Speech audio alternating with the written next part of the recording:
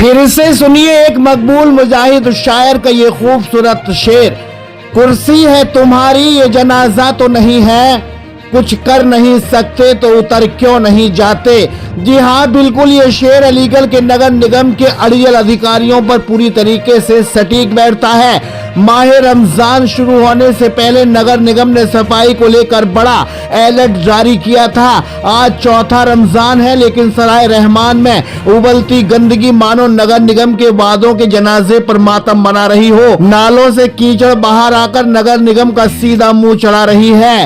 रोजदार नमाजी गंदगी से गुजरने पर मजबूर हैं। बच्चे स्कूल जाने के लिए गंदगी से गुजर रहे हैं। महिलाएं गिरने के डर से आहिस्ता आहिस्ता इस गंदगी से गुजर रही हैं, मगर नाकारा सिस्टम कागजों पर सफाई दिखाकर सरकारी खजाने पर डाका डाल रहा है। स्मार्ट सिटी के नाम पर नगर निगम के स्मार्ट अधिकारी करोड़ों रुपए का फंड डकार चुके हैं। लगभग 2 साल से अलीगढ़ में महापौर के सिंहासन पर प्रशांत सिंघल विराजमान हैं। ये वही प्रशांत सिंघल हैं जिन्होंने अपनी जीत का अनाउंस होते ही अलीगढ़ में जलभराव वही गंदगी से निजात दिलाने का सबसे बड़ा बीड़ा उठाकर पत्रकारों को सबसे पहले अपनी वाइट दी थी, लेकिन वो वादे और इरादे चुनावी जुमला बनकर रह गए हैं। कौन सी जगह कहलाती है? ये सराय रहमान चौक। किस तरह के यहाँ परेशानी का सामना उठाना पड़ रहा है? बहुत गंदगी हो रही है, सब कूड़ा करकट पड़ा हुआ है। रमज़ानों का महीना है और जो है बहुत दिक्कत हो रही है। यहाँ पर सफाई हो जाए तो बेहतर है। क्या टाइम हुआ होगा? कौन बज रहा है? देखिए, ये वार्ड नंबर 56 सराय रहमान है और मैं समाज सेवी उमर खान हूँ।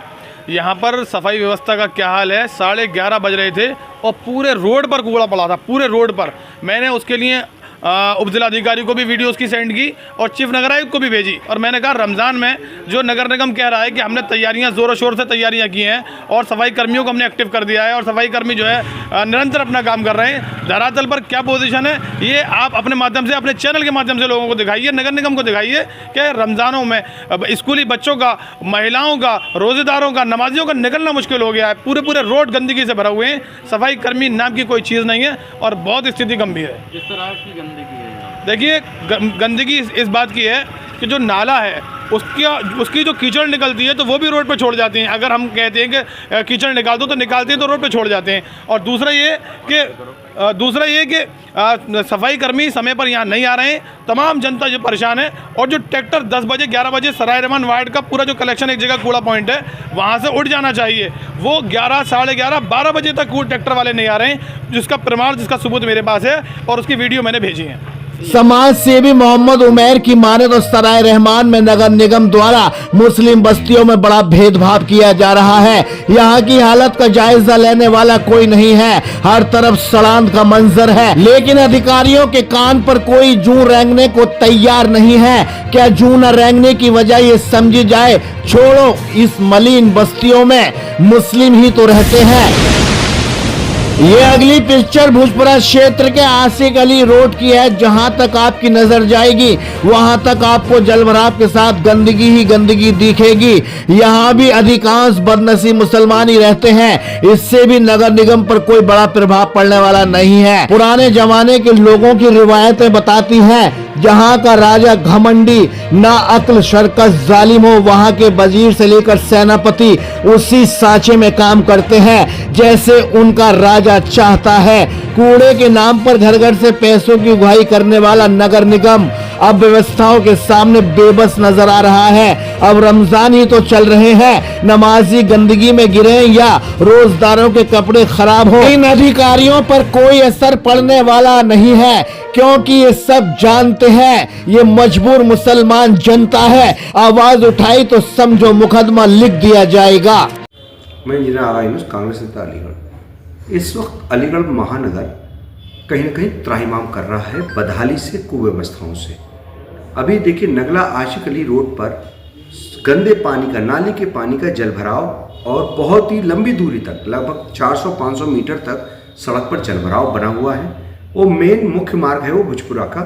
उसके बावजूद यहाँ का नगर निगम आंखें मूंदे बैठा हुआ है और कानों में रुई ठूस के बैठा हुआ है और कोई वो देखने वाला नहीं है।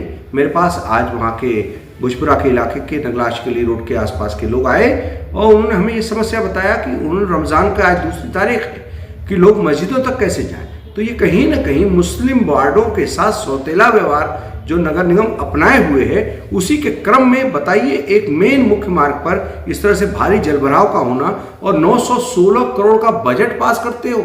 मैं ये कहना चाहता हूं कि 24 घंटे के अंदर अगर वहां का जलभराव मुक्त सड़क नहीं हुई हो तो कहीं ना कहीं उसी पानी में हम नगर निगम को शर्मसार करेंगे, उसी पानी के अंदर हमारा आंदोलन होगा।